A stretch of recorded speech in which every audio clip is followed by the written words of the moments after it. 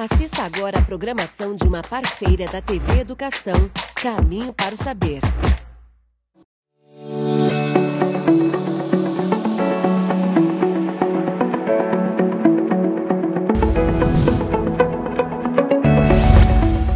Oi pessoal, está começando agora mais um programa Educação em Rede, o programa desenvolvido pela Universidade Estadual do Maranhão para a TV Educação. Como você sabe, o nosso programa tem como objetivo reunir informação, cultura e educação nas suas mais diferentes expressões. E para começar o nosso programa de hoje, a gente vai exibir o quarto episódio da série Novos Caminhos, que faz parte de um projeto de extensão desenvolvido pelos professores Jean Nunes e Yuri Costa, junto com alunos do curso de Direito da UEMA. Nesse episódio, a série analisa os possíveis caminhos para o desenvolvimento da cidadania, destacando a relevância do controle e da participação popular no planejamento e na fiscalização de políticas públicas.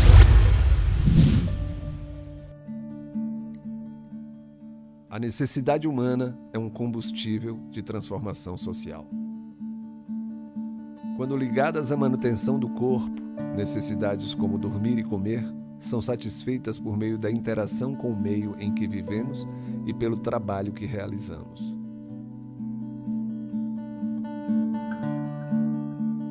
Como os meios são poucos e as demandas muitas, nem sempre há uma distribuição justa e adequada dos bens que permitem a vida digna.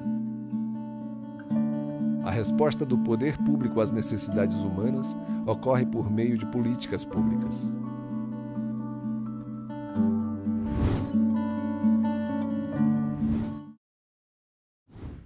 O que a luta traz para a gente? A luta trouxe independência, autonomia de ideias.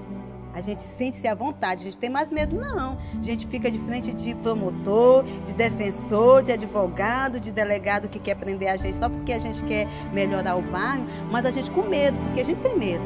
Mas a gente também tem muita vontade de mudar. Os direitos surgem das relações sociais.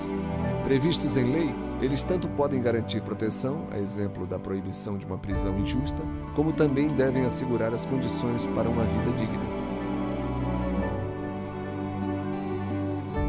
É por meio de políticas públicas que temos acesso à saúde, à educação, ao trabalho, à alimentação, à moradia, à comunicação, entre outros. Podendo resultar tanto de iniciativas do Estado quanto da sociedade. A compreensão de justiça ela vai ser cada vez mais plena na medida em que possa haver essa compreensão da conquista coletiva dos direitos, né? Quando a sociedade se mobilizar mais, quando os direitos possam ser fruto das mobilizações e não fruto de entregas ou de concessões. A sociedade brasileira ela é toda construída, estruturada nas bases do sistema colonial escravista, bases essas que são reatualizadas no sistema capitalista de produção. E a falta de políticas públicas é uma violência sobre essa violência. É uma violência em não tratar de corrigir essa violência da formação anterior da sociedade. É através do Estado que os direitos devem ser transferidos do papel para a vida, é através das instâncias oficiais, através da municipalidade, através dos governos estaduais, através do Ministério Público, da Defensoria Pública, do Poder Judiciário, que essas questões, que os direitos, que isso que historicamente foi negado e a gente se acostumou a ter direito negado, parece que faz parte da paisagem. Então a gente precisa criar esse incômodo. Desse modo, para que a política pública seja efetivada, é fundamental que o poder público e a sociedade somem esforços desde o momento de sua elaboração até sua implementação. O primeiro passo é a definição clara pela comunidade dos objetivos que pretende alcançar com a política pública. Quais necessidades deverão ser satisfeitas? Qual a melhor forma de satisfazê-las? Precisa ter um espaço para a gente fazer as nossas tempestades de ideias, a gente decidir o que precisa melhorar. Nós estamos contentes com o que a gente está vivendo aqui hoje? As respostas a essas perguntas devem ser encontradas pelos próprios interessados, por meio de discussões democráticas em que a participação de todos seja assegurada.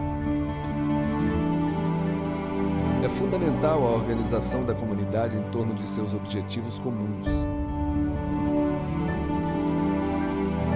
Se a gente ficasse sem uma organização, sem preparar uma estratégia de trabalho, a gente não ia conseguir, né, ficar no bairro. Se a sociedade não estiver mobilizada, a perspectiva do direito ela vai ser negligenciada, ela vai ser negada. Não tem ninguém que saiba o que é que a sociedade precisa que não seja ela. Um trabalhador acovardado que não possa estabelecer os seus direitos, exigir o respeito aos seus direitos, isso para mim é um elemento primeiro, para ele primeiro se entender como um cidadão com direitos e depois ele até projetar isso, ele conseguir se posicionar em relação à escolha de seus governantes. Definidas as prioridades, o próximo e decisivo passo é transformar os objetivos sociais em lei. Tanto o Poder Executivo quanto o Legislativo atuam nesta fase. As propostas serão convertidas em projetos de lei a serem discutidos nos parlamentos. A fiscalização da elaboração das leis pelo cidadão é muito importante. A comunidade pode e deve acompanhar a tramitação e discussão dos projetos legislativos de seu interesse. É só com o controle social que a gente vai ter a mínima possibilidade de efetivar algum direito na vida das comunidades. E só com controle social e com mobilização que a gente vai ter a mínima perspectiva de construir a emancipação. Só quem participa da luta é que compreende, né, o que é o direito, e o que é a conquista do direito, e o que é a negação do direito. Os mecanismos de participação popular são vários e durante os anos a gente vem buscando, vem ampliando, um papel extremamente importante, são conselhos paritários e que a gente precisa de fato ocupar esses espaços. A experiência tem demonstrado que, quanto maior a participação da sociedade, maiores são os benefícios proporcionados por uma política pública, já que será possível identificar falhas e desvios. O cidadão é peça fundamental no combate à corrupção.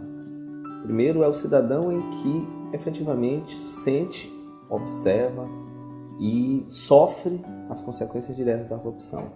Ele que observa diretamente a escola que não está sendo construída, a merenda escolar que não está indo, o médico que não está cumprindo a escala que lhe é atribuída, o medicamento que está faltando e foi adquirido, o recurso que foi passado, mas não foi transferido. O mesmo gestor pode ser mais corrupto ou menos corrupto a depender da sociedade que ele vai gerir.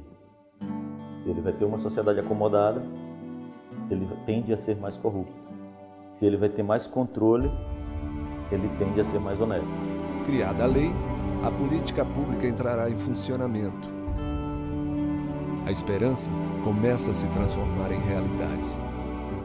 A participação social também aqui é decisiva para o alcance dos objetivos traçados. Mas não há só direitos em relação à política pública. Há também diversos deveres.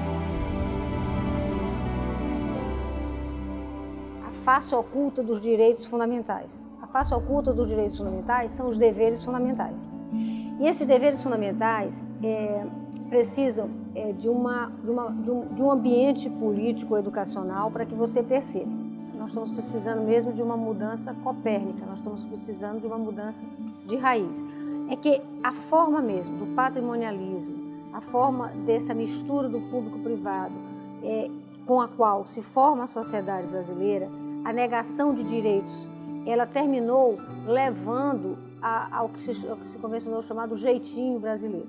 Esse jeitinho brasileiro, tanto ele é celebrado como uma possibilidade do brasileiro de enfrentar diversidades, se virando de muitas formas, mas ele também tem um conteúdo que é perverso, que é o conteúdo de, não tendo aquele direito, eu busco de qualquer forma, driblando de qualquer forma, conseguir o que eu quero. Já vi autores que dizem que essa pequena corrupção ela não leva a grandes corrupções, e já vi pessoas que dizem o contrário, essa questão do brasileiro de não pegar fila, de ser amigo do outro, né? Essa questão da nossa cordialidade, que Sérgio Buarque de Holanda fala, o brasileiro é um ser cordial, mas a cordialidade não somos bonzinhos, mas sim cordialidade de coração.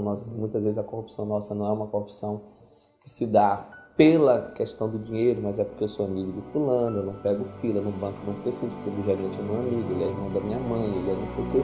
Então essas questões, eu acredito que, não que elas vão dar diretamente uma corrupção maior, mas eu acredito que essas pequenas falhas, elas dão uma maior legitimidade para umas corrupções maiores. No próximo episódio de Novos Caminhos, veremos os desafios em matéria de acesso à justiça.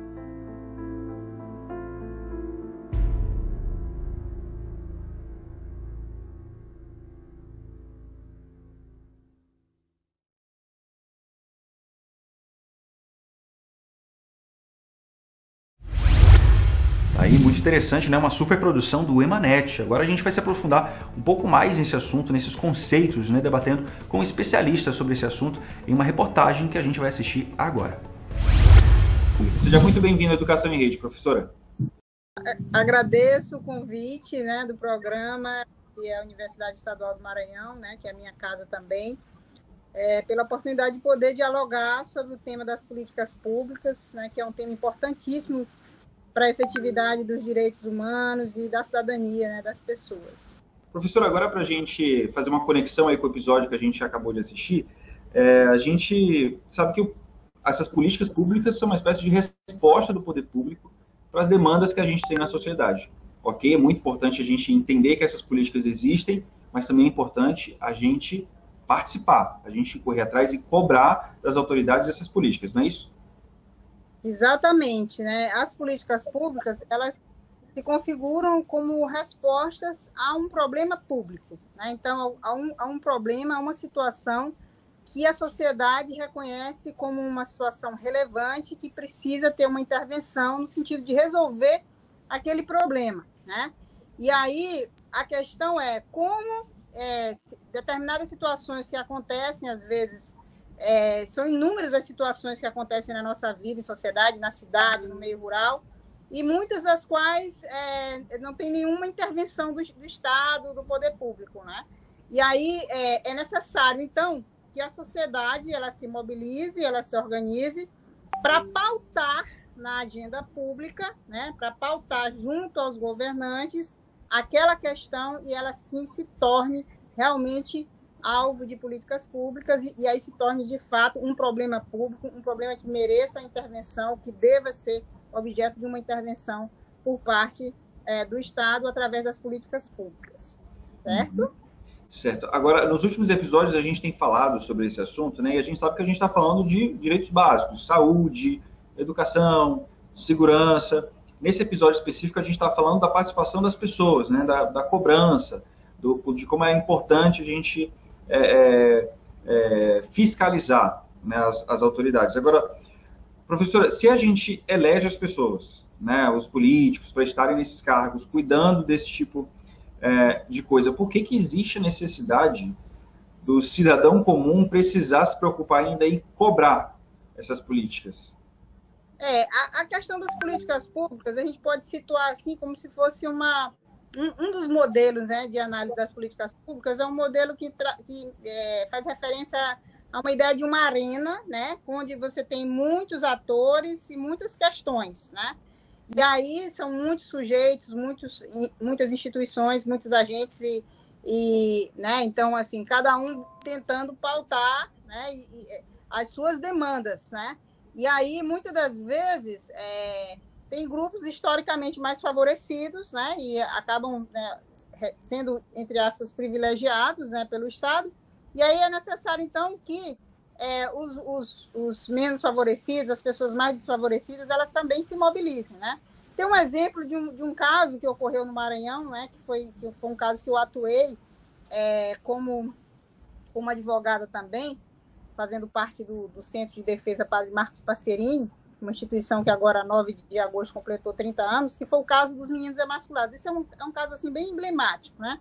Eram o quê? Meninos que eram assassinados, né, na região da Grande São Luís, e assim, as mortes iam acontecendo, e às vezes no momento em que ocorria havia uma repercussão pública, mas depois passava. E aí, esse caso, ele só ganhou, digamos assim, um outro rumo quando essa instituição, ela ela começa o quê? A catalogar aquelas situações, aqueles crimes, aqueles homicídios, aí ela vai registrando e vai montando. Olha, monta um dossiê, né, sobre o caso dos meninos que estavam sendo mortos. E aí ela começa a dizer, olha, esse caso não se trata simplesmente de um homicídio isolado de um menino. Esses casos, tudo indica que estão sendo praticados por uma mesma pessoa. Então, assim, demorou quase 10 anos para que o caso, de uma maneira efetiva, adentrasse na agenda pública. Inclusive, essa instituição fez, né, eu participei desse processo também, denúncias à Organização dos Estados Americanos. Eu, inclusive, tive a oportunidade de participar de uma audiência na OEA sobre esse caso. E aí, essa mobilização dessa instituição, ela envolveu, sobretudo, os familiares das vítimas e inúmeros recursos para que aquela situação, né, que por exemplo, eu estou dando um exemplo desse caso, mas a gente pode citar inúmeras outras situações, né, a própria questão da violência contra a mulher também, né, que demorou muitos anos para que ela, de fato, a gente desconstruísse aquela naturalização de que em briga de marido e mulher ninguém mete a colher, e, enfim, foram necessários, né, que ocorressem até situações trágicas, como, né, as tentativas de homicídio envolvendo a própria Maria da Penha, para que, de fato, o tema adentrasse na agenda. Mas para que esse tema adentrasse na agenda, né, foram muitas mobilizações do movimento de mulheres, né, sobretudo, como um desses protagonistas, para que a gente pudesse fazer com que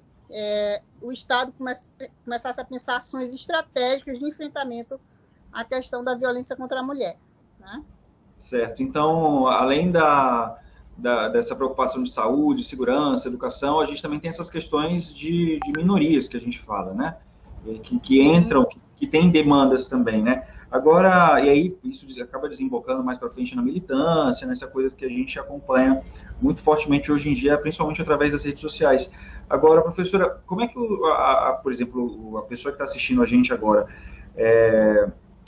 pode visualizar melhor como a sociedade pode se organizar para fazer essa cobrança? A gente sabe que, por exemplo, em bairros, a gente tem aquelas associações comunitárias, né, onde você entra em contato com uma pessoa que é responsável, sei lá, para cobrar um asfalto melhor, mais segurança, uma escola na região. Queria que você falasse um pouquinho melhor para a gente outras formas, né, de como a sociedade pode se organizar em grupos para buscar essas melhorias.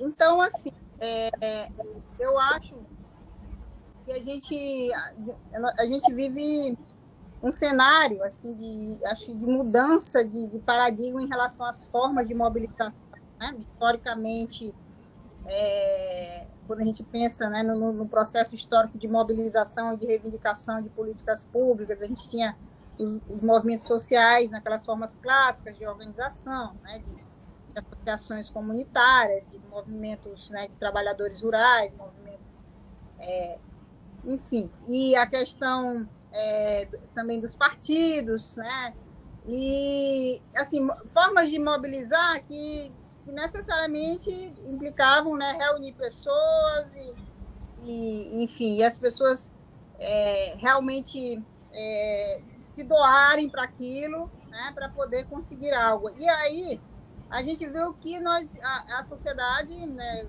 com a questão da globalização, enfim, uma série de mudanças que fez com que a gente tivesse, as pessoas, de uma maneira geral, elas perdessem um pouco esse senso de mobilização, né, aquela coisa de ir para a rua, de fazer passeata, né, que são formas clássicas de reivindicação, e a gente foi ficando, né, a gente diz que os movimentos sociais, eles entraram numa onda de institucionalização, né, que seria essa onda de institucionalização?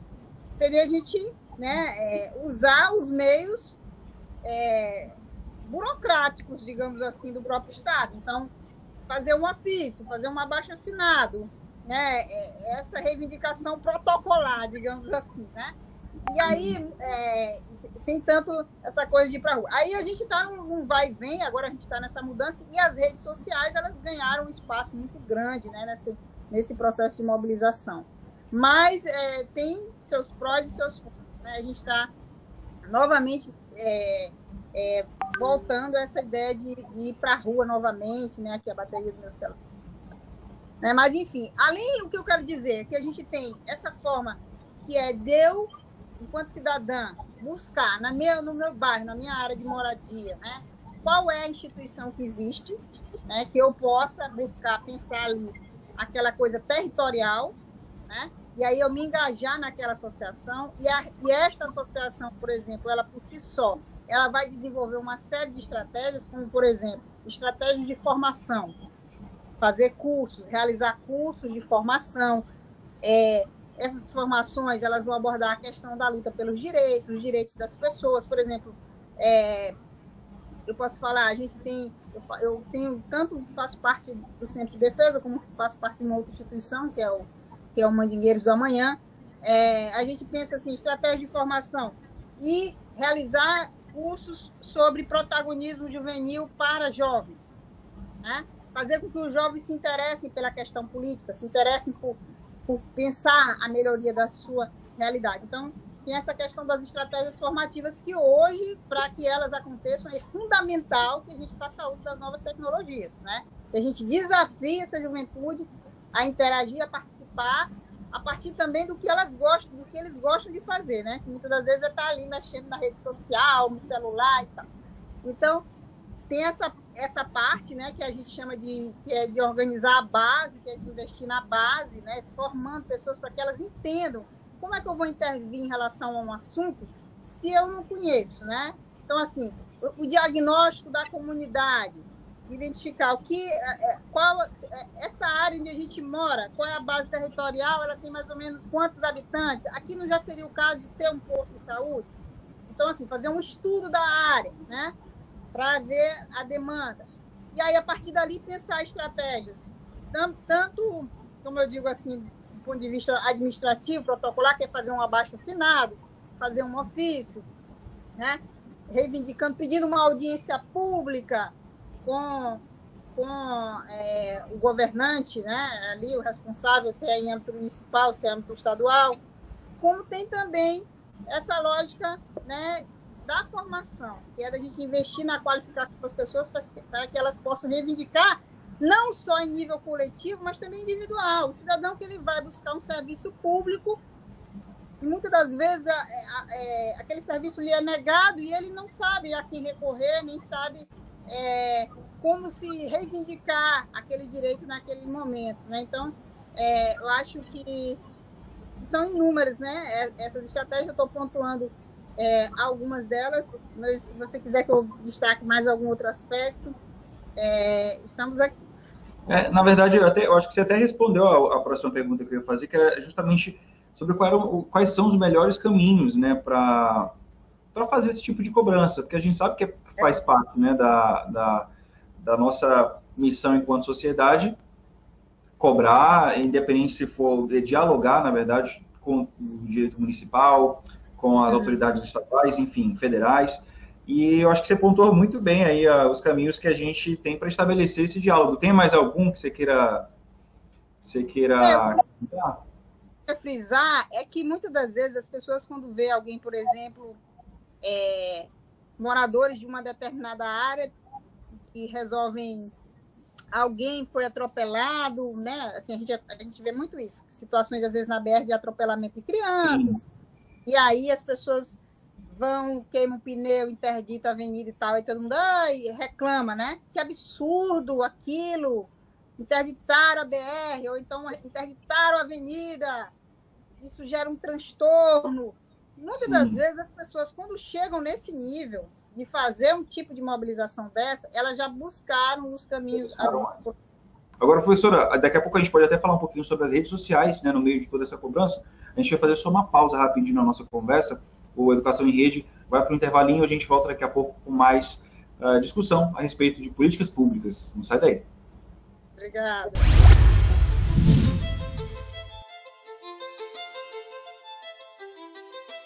Tudo começa pelo primeiro degrau.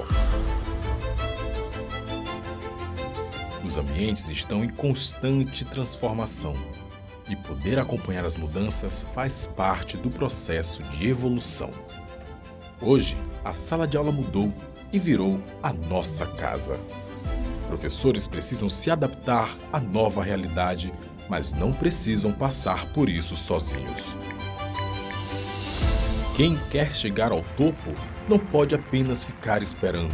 É preciso subir degrau por degrau. Escada.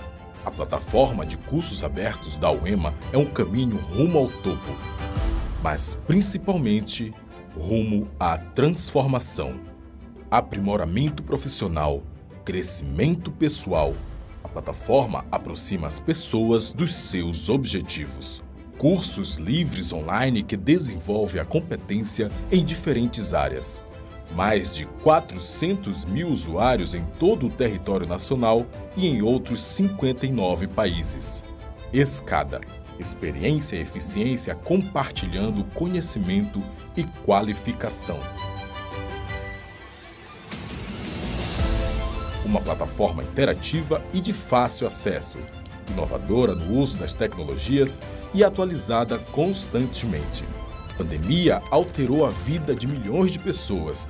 Professores e alunos dormiram em um mundo e acordaram em outro completamente diferente, com novas demandas e exigindo novas habilidades. Ficar parado no meio da escada não é uma opção. Buscar o aperfeiçoamento profissional é o caminho. Um caminho que não precisa ser trabalhado sozinho. CAPES e UEMA unidas em prol da educação. Uma parceria que vai ampliar as oportunidades de formação docente. É a expertise da UEMA em desenvolver alternativas inovadoras por meio da plataforma Escada, aliada ao compromisso da CAPES com a formação continuada de professores. Duas instituições por uma educação melhor e mais qualificada no Brasil. 300 mil vagas. 5 cursos especialmente idealizados para os professores, gratuitos e com certificação, com foco na nova realidade que é aprender, trabalhar e evoluir. Mesmo que não saibamos quando tudo isso vai passar, podemos pelo menos ter uma certeza, a de que um dia tudo isso vai passar. E até lá, a CAPES e a UEMA serão promotoras do conhecimento, do aprimoramento, do aperfeiçoamento profissional e, é claro, da formação de professores. Enquanto houver esperança, sempre haverá um caminho, degrau por degrau, até o topo da escada.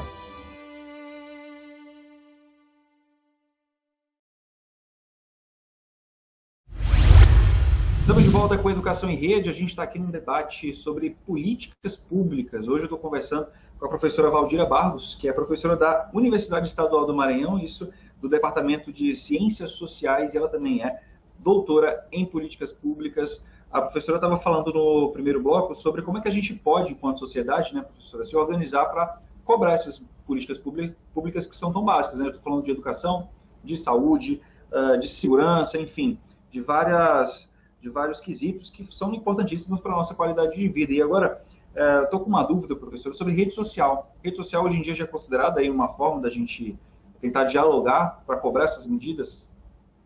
Importantíssimo. As redes sociais hoje, elas têm, né, uma importância estratégica, né, na reivindicação de políticas públicas. Hoje, por exemplo, quando a gente fala da questão das mobilizações, muitas, né, são agendadas e são articuladas pelas redes sociais, através, né, as chamadas petições online, né, também são mecanismos que foram desenvolvidos através dos abaixo-assinados, né, que a nossa forma clássica de abaixo-assinado agora ela tem, né, pela via digital, e através da rede social a gente vai, né, as pessoas vão passando para uma outra pessoa e ela vai clicando no link e vai, assim, assinando uma petição, muitas das vezes, sobre uma determinada demanda, né? Então, mas eu acho que ainda é um desafio, né? Eu acho que é uma estratégia importante, mas, assim, que ainda não foi devidamente apropriada pelos movimentos de uma maneira geral, né? Pelas organizações, da sociedade civil. Eu acho que a gente ainda precisa desenvolver mais, se apropriar mais do uso, né, das redes sociais, né? até para conseguir fazer uma organização de discurso, né? Às vezes a gente vê muita gente falando, muita desinformação, enfim, às vezes ter uma forma mais organizada de se comunicar talvez ajude, né, a fazer com que esse tipo de cobrança chegue da maneira adequada a quem precisa ser cobrado, né? Agora, professora, a gente está falando para alunos, né, de ensino médio, em sua maioria, que estão na escola. Como é que a escola pode participar, então, dessa formação de consciência? Sim, eu acho que tem muitas coisas interessantes. Eu, por exemplo, eu falo da minha época, que eu acho que foi uma experiência importantíssima, que era a experiência do Grêmio Estudantil, né? Ou hoje, eles usam outras nomenclaturas, mas a questão do Grêmio era uma entidade, né, de estudantes que tinha ali um estatuto e eles faziam uma eleição e era a entidade representativa dos estudantes. Eu acho que todas as escolas deveriam ter o Grêmio, por exemplo, mas pode ser um grupo de alunos, né, que pode desenvolver um clube de leitura, enfim, mas eu me lembro que essa estratégia, por exemplo, das escolas incentivarem os alunos a criarem a sua própria representação, né, para que eles, por exemplo, essa relação escola, direção da escola e corpo da escola, o corpo discente da escola, né, eles possam dialogar melhor, muitas das vezes através de ter uma representação formal, né? Então ter um processo eleitoral, né, em que tenham candidatos, tenham chapas, né, e que tenham uma estrutura, né, que cuide do lazer, da cultura, dentro da escola, da cidadania. A gente tem experiências, né, recentes, né, também de escolas. Tem uma escola aqui em São Luís, que fica na área da cidade operária, que é a Escola Maria José Aragão, que é uma escola que tem uma experiência, por exemplo, de formar grupo de teatro. Então, assim, a gente realmente incentivar os estudantes a se organizarem, a participarem e entender aquela voz, como algo legítimo, porque também, muitas das vezes, os diretores de escola, eles muitas das vezes não gostam muito, né, de quando o estudante vem reivindicar algo. Então, assim, entender que aquilo é uma forma de incentivar realmente esse exercício da cidadania, e se a pessoa ela tem um processo de mobilização ali na escola, né, ela participa daquilo, quando a tendência é ela cada vez mais se desenvolver quando ela estiver em outros espaços, quando chegar na universidade e assim sucessivamente, né? E, professora, é muito curioso isso do diretor, do professor, enfim, que estranha um pouco o aluno reivindicar mais, né? Porque a gente está falando de uma geração, que é a geração Z, que ela é muito presente em debates de opinião, de posicionamento. Raíssa Leal, que ganhou medalha, né, de prata agora nas Olimpíadas, maranhense de Imperatriz, ela impressionou todo mundo com a forma que ela se posiciona, o discurso dela, né? Ela cancelou a recepção dela lá na Imperatriz, seria uma recepção calorosa, porque, enfim, maranhense, medalhista, uma grande conquista, já falou de gênero nas redes sociais, né? Então, é uma geração que se posiciona e cobra posicionamento. Você acha que isso tem algum reflexo, ou vai ter algum reflexo a médio prazo, nesse diálogo por políticas públicas? Sim, é uma geração, sem dúvida, é uma geração que... primeiro, sim, eu acho que é importante frisar que essa questão da participação da juventude, né, dessa geração, ela guarda relação com o nível de acesso à educação, né? Então, assim, claro, o que a gente observa que essa juventude, esses jovens, esses adolescentes, à medida que eles têm acesso efetivo a uma educação de qualidade e aos meios também digitais, né, porque a gente está falando de acesso a redes sociais, está falando de geração Z, mas a gente tem que também olhar para o nosso caso, por exemplo, para o Maranhão, que é um estado onde, assim, uma parcela significativa da população ainda não tem acesso à internet, né? Ainda não tem acesso a redes sociais, né? Eu participo, através da instituição que eu participo, que é o Mandingueiros da Manhã, a gente faz um trabalho em comunidades quilombolas, e a gente vê que essa questão da rede social, essa questão do acesso à internet, do ensino, quer dizer, durante a pandemia eles ficaram totalmente prejudicados, assim, posso dizer que 95%, porque o ensino praticamente não existiu, né? Então, assim, obviamente, claro, essa geração que, quando ela tem acesso, que é o caso da Raíssa, né, que muito cedo foi reconhecida, foi descoberta, né, através da sua performance lá, vestida de fadinha, e aí, a partir daí, ela começou a ter patrocínios e começou a ter acesso a uma escola melhor, a experiências, né, que foram ampliando, e aí, sem dúvida nenhuma, a gente observa isso, que esses adolescentes, os adolescentes, quando eles têm esse incentivo, eles deslancham, né? E aí a gente tem isso, sem dúvida nenhuma, isso vai rebater na questão da qualidade das políticas públicas, mas eu queria chamar a atenção ainda também para esse abismo que nós estamos vivendo educacional, que foi ainda agravado pela questão da pandemia, né? Então, assim, a gente tem uma juventude aí que também ainda está muito alijada dessas discussões, ainda está muito alijada desses processos, porque, de fato, nunca tiveram oportunidade, né, de estudar, e não vislumbram sequer, por exemplo, fazer uma universidade, fazer um curso superior, isso passa muito longe, né? E é muito triste a gente ver isso, né, também. É algo realmente bastante complicado. E a mensagem que a gente pode deixar aqui para as pessoas é que realmente só uma sociedade organizada é capaz de ocupar, enfim, espaços públicos, exigir essas mudanças sociais, até para evitar, talvez, que o estrago social que essa pandemia tem causado se reflita com mais gravidade lá na frente, né, professora? Queria agradecer muito a sua disponibilidade, tá bom? Obrigado mesmo, a gentileza, uma simpatia, professora, você. A professora Valdira Barros, ela é professora do Departamento de Ciências Sociais da Universidade Estadual do Maranhão e também é doutora em Políticas Públicas. Obrigado, viu, professora? Eu que agradeço, né, dizer assim que a questão da sociedade civil e das políticas públicas, né, ela exige um processo de monitoramento permanente. Então, às vezes, a gente conquista algo, que bom, conquistamos, mas se nós não ficarmos vigilantes, aquilo pode se perder.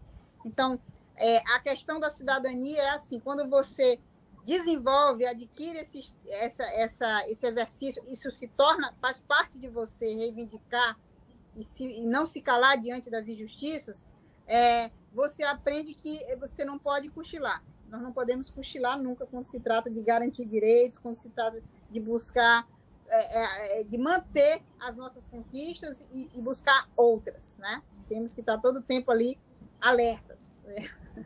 Tá aí. Essa é a minha mensagem. Obrigada. Agradeço muito a oportunidade. Aí, na próxima semana, a gente vai exibir o 5º e último episódio da série Novos Caminhos. Nesse episódio, reflete sobre os desafios e como as ações individuais são analisadas através de suas repercussões na coletividade, indicando problemas e perspectivas de solução de grandes obstáculos que atingem a sociedade brasileira, como a corrupção e a desigualdade social, por exemplo. Agora a gente vai fazer uma pequena pausa, a gente volta daqui a pouco com mais Educação em Rede. Não sai daí!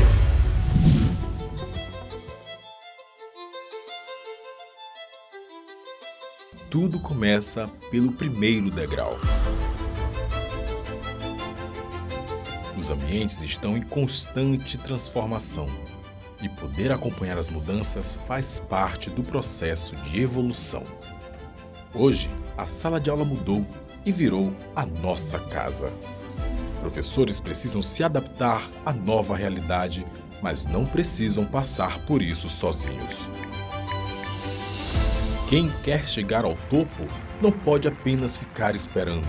É preciso subir degrau por degrau. Escada.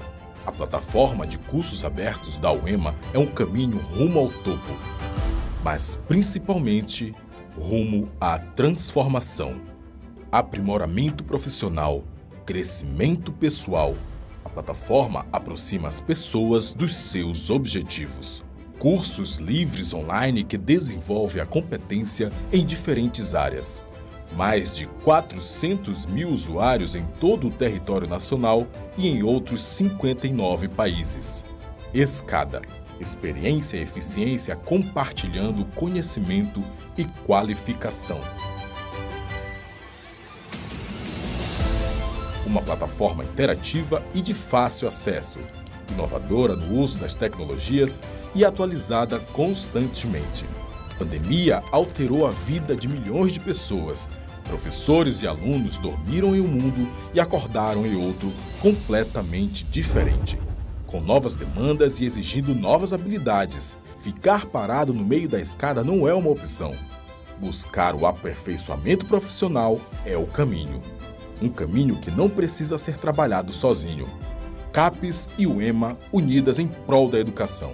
Uma parceria que vai ampliar as oportunidades de formação docente. É a expertise da UEMA em desenvolver alternativas inovadoras por meio da plataforma Escada, aliada ao compromisso da CAPES com a formação continuada de professores. 2 instituições por uma educação melhor e mais qualificada no Brasil.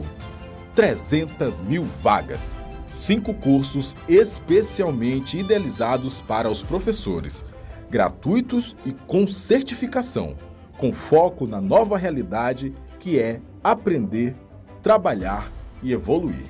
Mesmo que não saibamos quando tudo isso vai passar, podemos pelo menos ter uma certeza, a de que um dia tudo isso vai passar.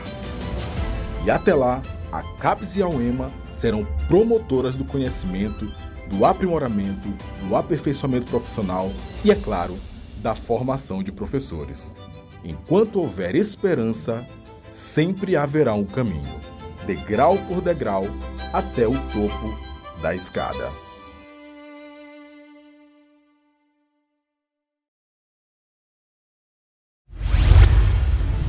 E a gente está de volta com Educação em Rede. Agora a gente vai falar sobre excesso de trabalho, sobre a carga que está atingindo todo mundo.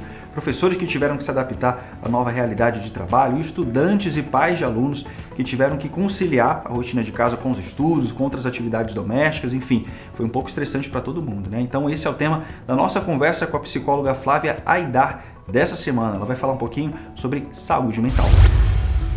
Oi, gente! Bem-vindos a mais um programa em que a gente conversa sobre saúde mental no nosso dia a dia.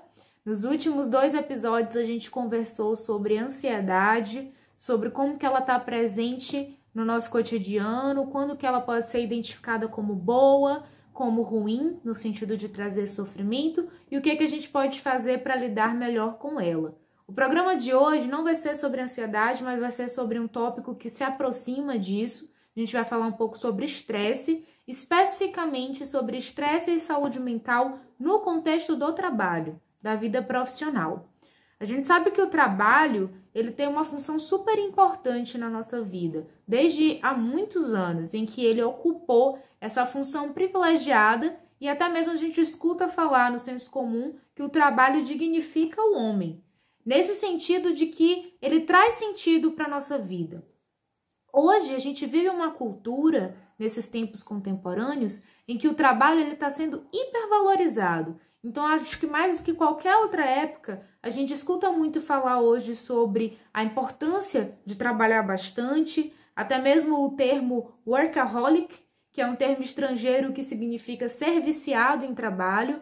Ao invés de isso ser visto de uma forma crítica, muitas vezes a nossa cultura, que é uma cultura do imediatismo, uma cultura capitalista, que ganha em cima desses lucros a partir dessa exploração da força de trabalho, ela vai justamente valorizar. Quanto mais você trabalha, mais isso vai gerar lucros e, portanto, continuar mantendo esse sistema funcionando.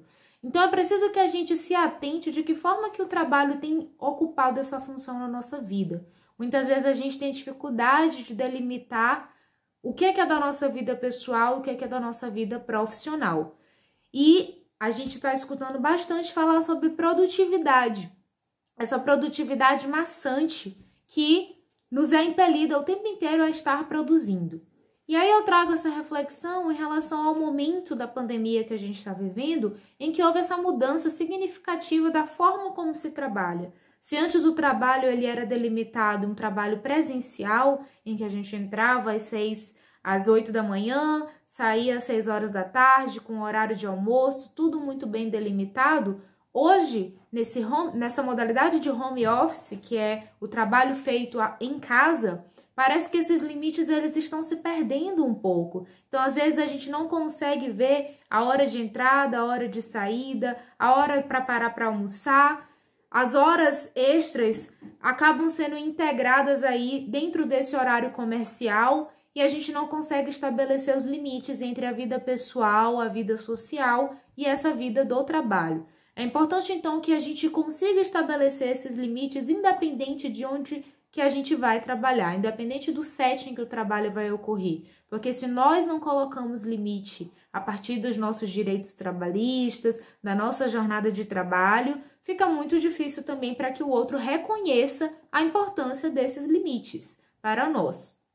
Então, existe um teórico chamado Christophe Dejoux. Ele era um psiquiatra e um psicanalista francês que se debruçou bastante sobre as psicopatologias do trabalho, ou seja, esses quadros psicopatológicos que são voltados para a saúde mental e para o adoecimento desencadeado nesse contexto do trabalho.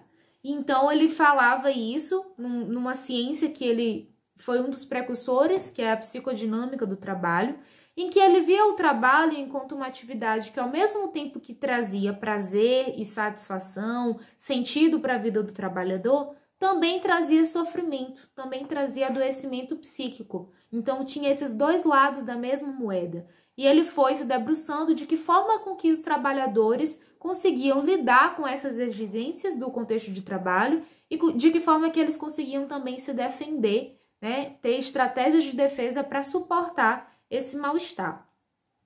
Então, quando a gente vai pensar nesse contexto da saúde mental, no contexto do trabalho, existe uma síndrome que tem sido falado muito ultimamente, que é a síndrome de burnout. Esse termo, que também é estrangeiro, ele vai remeter acerca da queima, tipo uma queima de combustível. Em português, ele é traduzido para síndrome do esgotamento profissional. Vou explicar para vocês a partir de uma analogia que vai ficar mais compreensível. Imaginem uma vela. Ao mesmo tempo em que a gente vê essa vela iluminando o ambiente, brilhando, que ela está ali acesa e está queimando, ela também está se consumindo. Ela se consome as próprias energias até o momento em que ela se derrete inteira e apaga. Não é assim? É mais ou menos isso que acontece quando a gente está nesse quadro de síndrome de esgotamento profissional. A gente está o tempo inteiro ali, muito envolvido, investindo bastante com esse trabalho, mas chega um momento em que a gente consome as nossas próprias energias, a um ponto que a gente não consegue mais executar as tarefas da forma como a gente fazia antes. E alguns dos sintomas característicos dessa síndrome são o desgaste emocional, a exaustão, a fadiga, a irritabilidade, o distanciamento afetivo, porque a gente começa a se distanciar, a perder o prazer e o interesse, não só pelo trabalho, mas pelas relações que estão envolvidas a ele, e tudo isso causa um sofrimento muito grande, ao ponto que a gente chega a nem mais se reconhecer naquilo que a gente está fazendo. Então, o burnout, ele é uma série de frustrações, de desilusões, das condições precárias dessa questão do trabalho que acabam afetando a nossa saúde mental. É importante, então, que a gente consiga perceber o quanto que isso está nos afetando. Esse quadro ele é muito comum em profissões que lidam diretamente com pessoas. Então, por exemplo, profissionais de saúde, professores, porque as relações humanas elas exigem ainda mais da gente essa habilidade de administrar essas dificuldades. Hoje eu deixo para vocês uma reflexão acerca da importância do descanso nesse meio laboral, que apesar de a gente estar numa cultura que diz que a gente não precisa descansar, que pelo contrário, trabalhe enquanto eles dormem, estude enquanto eles estão se divertindo, a gente vê que não é muito bem por aí. Pelo contrário, se a gente não tira esse momento para o descanso, para o investimento na vida pessoal, para essa reflexão das coisas que a gente está fazendo, o nosso corpo está muito mais suscetível a adoecer, tanto física quanto psiquicamente. Então, imaginem uma árvore em um período de inverno. Vocês já pararam para perceber o que acontece com essa árvore? Ela perde as folhas, ela fica só os galhos secos. E a gente não entende por que isso acontece. Mas, na verdade, para suportar aquele período de frio, que é difícil, as árvores precisam perder essas folhas para poder reter energia. É um mecanismo de autoproteção, de autocuidado, para que quando chegue a primavera elas consigam ter energia para florescer novamente e ficarem saudáveis. É assim que a gente precisa se enxergar. enquanto tudo bem descansar, tudo bem se desfazer de algumas responsabilidades que não são apenas nossas, mas que podem ser delegadas para outras pessoas, tudo bem abrir mão de algumas funções que outras pessoas também podem dar conta, porque se a gente for tentar tomar o controle de tudo, essa exaustão e esse cansaço, esse estresse exacerbado, ele vai chegar e a gente vai pagar essa conta de alguma forma. Então eu deixo aqui essa reflexão para vocês. Será que a gente está vendo sentido nas coisas que a gente está realizando? Será que a gente está conseguindo administrar bem esses limites, impor esses limites entre a vida pessoal e a vida profissional? Será que a gente está vendo sentido na nossa vida, na forma como a gente tem realizado essas atividades? Ou será que a gente está só seguindo aí por um piloto automático? Então eu deixo essa reflexão para vocês. Estou aberta aí para a gente conversar mais sobre isso. E até um próximo programa. Ter cuidado com a saúde mental é sempre muito importante, né? É sempre bom a gente separar um tempinho para descansar, né? E pedir ajuda sempre que a gente sentir que é necessário. Agora a gente vai fazer mais uma pausa para tomar uma aguinha. A gente volta daqui a pouco com mais Educação em Rede. Não sai daí.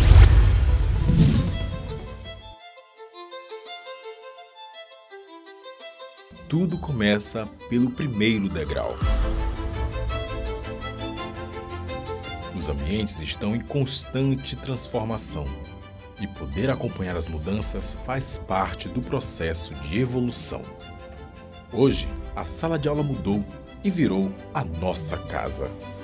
Professores precisam se adaptar à nova realidade, mas não precisam passar por isso sozinhos. Quem quer chegar ao topo não pode apenas ficar esperando. É preciso subir degrau por degrau. Escada. A plataforma de cursos abertos da UEMA é um caminho rumo ao topo, mas principalmente rumo à transformação. Aprimoramento profissional, crescimento pessoal.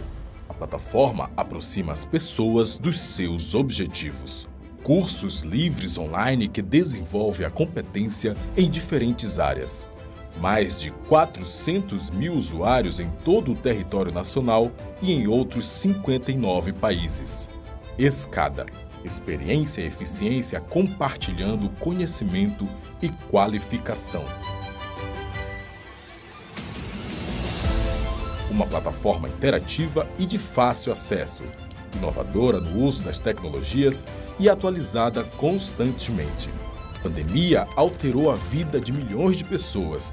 Professores e alunos dormiram em um mundo e acordaram em outro completamente diferente, com novas demandas e exigindo novas habilidades. Ficar parado no meio da escada não é uma opção. Buscar o aperfeiçoamento profissional é o caminho. Um caminho que não precisa ser trabalhado sozinho. CAPES e UEMA unidas em prol da educação.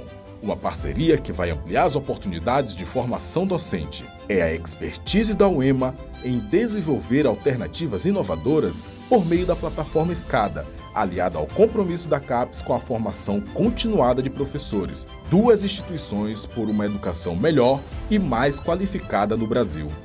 300 mil vagas. 5 cursos especialmente idealizados para os professores, gratuitos e com certificação, com foco na nova realidade que é aprender, trabalhar e evoluir. Mesmo que não saibamos quando tudo isso vai passar, podemos pelo menos ter uma certeza, a de que um dia tudo isso vai passar. E até lá, a CAPES e a UEMA serão promotoras do conhecimento, do aprimoramento, do aperfeiçoamento profissional e, é claro, da formação de professores. Enquanto houver esperança, sempre haverá um caminho, degrau por degrau, até o topo da escada.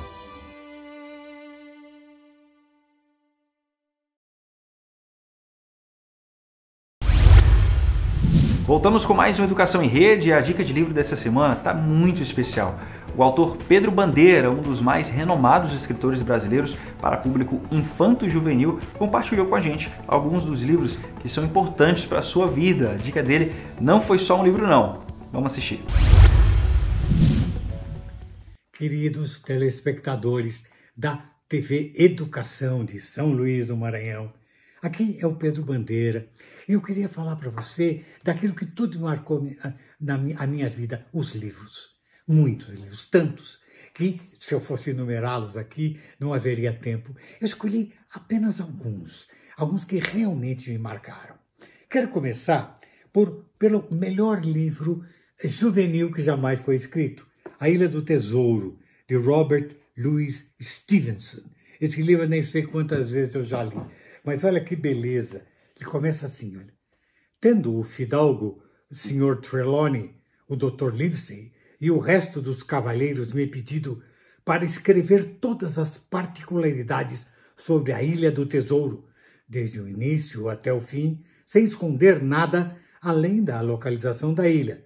Isso apenas porque ainda existem tesouros que não foram retirados. Tomo a pena no ano da graça de 1700 e volto ao tempo em que meu pai era dono da estalagem Almirante Benbow, e quando o velho marinheiro de pele morena, com o corte de sabre, veio se hospedar no quarto do nosso sótão. Que aventura! Agora, eu queria mostrar para vocês como se inicia 100 anos de solidão do grande Gabriel Garcia Marques. O melhor início para o romance não existe, senão este. Vejam só. Muitos anos depois, diante do pelotão de fuzilamento, o coronel Aureliano Buendia havia de recordar aquela tarde remota em que seu pai o levou para conhecer o gelo. Tudo está dito aqui, né? Quem é o protagonista, que no fim vai ser fuzilado e que mora num lugar, quando era criança, lugar que ele nem sabia o que era gelo. Então você já localiza o lugar, tudo primor, obra-prima demasiada. Agora, eu queria ler para vocês o maior romance de todos os tempos, na minha opinião. Dom Quixote de La Mancha, de Miguel de Cervantes. Vejam só, que delicadeza. Em certo lugar da Mancha, o nome, amanhã eu direi, vivia não há grandes anos um fidalgo, desses velhos fidalgos de lança em armeiro, adarga antiga, pileca, a manjedora e galgo corredor. Bons 3/4 de rendimento gastava-os no comer, cozido, obrigado mais vezes a vaca do que a carneiro, com o infalível empadão dos sobejos à ceia, uma fritada de ovos com miúdos e toicinho aos sábados, lentilhas às sextas e o seu borracho extra uns domingos por outros. O resto ia-se no vestir. Saio de velarte e calça de veludilho com pantufos do mesmo pano nos dias santos. A cota, Saragossa, embora da mais fina. Puxa vida, esse livro comecei a ler achando que era um romance de cavalaria, de aventuras. E li o mais lindo romance de todos os tempos. Eu queria terminar pelo melhor romance, na minha opinião. Pelo aquele que eu acho que não é só o melhor romance escrito no Brasil. Eu acho que dificilmente alguém podia escrever um romance com tanto primor como o Machado de Assis, ao fazer Dom Casmurro. Vou ler um trechinho para vocês. Parei na varanda, ia tonto, atordoado, as pernas bambas, o coração parecendo querer sair-me pela boca fora. Não me atrevia a descer a chácara e passar ao quintal vizinho. Comecei a andar de um lado para o outro, estacando para amparar-me, e andava outra vez e estacava. Vozes confusas repetiam o discurso do José Dias. Sempre juntos, em segredinhos, se eles pegam de namoro. Tijolos que pisei e repisei naquela tarde, colunas amareladas que me passastes à direita ou à esquerda, segundo eu ia ou vinha. Em vós me ficou a melhor parte da crise, a sensação de um gozo novo que me envolvia em mim mesmo e logo me dispersava e me trazia arrepios e me derramava não sei que bálsamo interior. Às vezes dava por mim, sorrindo, um ar de riso de satisfação que desmentia a abominação do meu pecado. E as vozes repetiam-se confusas, em segredinhos, sempre juntos, se eles pegam de namoro. Esses são os venenos que José Dias vai colocando na alma de Bentinho para estragar-lhe a coisa mais linda da vida dele, que era o amor de Capitu.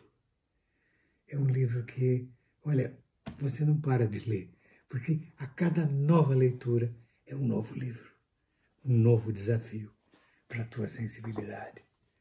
Como até hoje é para a minha sensibilidade. Esse livro, todos os livros, o livro que você quiser, o livro que você preferir, todos eles são alimentos para a tua maturidade, para a tua sensibilidade e fazem com que você se entenda melhor e assim possa entender melhor o mundo e a vida. Aí as preferências do Pedro Bandeira, que ainda leu trechos das obras, viu? É uma honra ter você aqui no Educação em Rede. O Pedro Bandeira tem uma série muito legal para o público infanto-juvenil chamada Os Caras. É uma coleção de 6 livros que contam as aventuras dos adolescentes Miguel, Magri, Crânio, Calu e Chumbinho, que, acompanhados pelo detetive Andrade, se envolvem em grandes histórias de suspense. Vale a pena você conhecer um pouquinho mais sobre esse autor. É isso aí, muito legal. A gente fica por aqui, a gente volta semana que vem com mais Educação em Rede, então não deixe de acompanhar as ações da Universidade Estadual do Maranhão no nosso site, é o ema.br, e também nas nossas redes sociais, é o @uemaoficial em todas elas. Eu espero você no próximo programa, até lá!